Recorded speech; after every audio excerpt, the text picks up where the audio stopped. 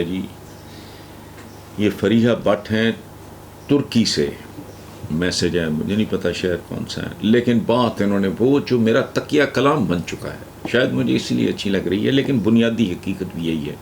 وہ کہتی ہیں جی پاکستان میں جتنا بھی اچھا حکمران آ جائے، گورننس جتنی بھی بہتر ہو، جب تک آبادی اور وسائل میں توازن پر فوکس نہیں کیا جائے گا، بہتری کا کوئی امکان نہیں. شاباش فریحہ، ایکسلنٹ، ماشاءاللہ. میں آپ کو مبارکباد پیش کرتا ہوں.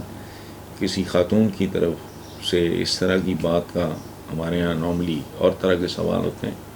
وہ اپنے بنیادی بات چھیڑی، اور وہ کہتے ہیں ہاں بہتری کا کوئی امکان نہیں، آگے لکھتی ہیں لیکن ماشاءاللہ پاکستان میں اداروں، دعووں اور عوام کو خواب دکھانے کا سلسلہ جاری و ساری ہے، لیکن اصل مسئلے پہ نہ کسی کا دھیان تھا، نہ مستقبل قریب میں ہونے کی امید ہے. آپ کا کیا خیال ہے؟ میں آپ سے 100% متفق ہوں. یہ ملک بہت سے لوگوں کے پاس گر بھی پڑا، ان میں ایک مافیا بڑا مقدس مافیا بھی ہے. ان کو اتنی سمجھ نہیں ہے کہ یہ نمبر گیم نہیں رہ گئی، یہ تعداد کا زمانہ نہیں ہے، یہ استعداد کا زمانہ ہے. ایک نیوٹن، ایک آئنسٹائن دنیا کا رخ بدل دیتا ہے. یہ مسل کا نہیں، عقل کا دور ہے. لیکن نہیں، ان کو نہیں ہوش. وہ کہتے ہیں آبادی، ماشاءاللہ یہ وہ آبادی ہے جو ایک دوسرے کو کھانا شروع ہو گئی ہے.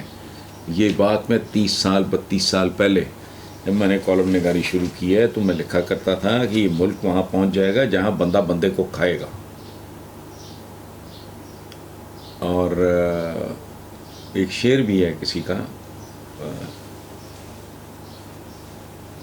آنکھیں نہیں اپنی کبھی چہرہ نہیں اپنا، وہ بھوک ہے اعضاء کہیں اعضاء کو نہ کھا لیں. اب اس ملک میں یہ ہو رہا ہے، اور جو بات آپ نے کی ہے اس کے لیے اتنا خوفناک طریقے سے اس کو امپلیمنٹ ہونا چاہیے کہ جو اس طرح کی بات کرے اس کے خلاف اس کی زبان کھینچ لے. لیکن نہیں، آپ ٹھیک کہہ رہی ہیں کہ مستقبل قریب میں ہونے کی نہیں، مستقبل بعید میں بھی ہونے کی کوئی امید نہیں.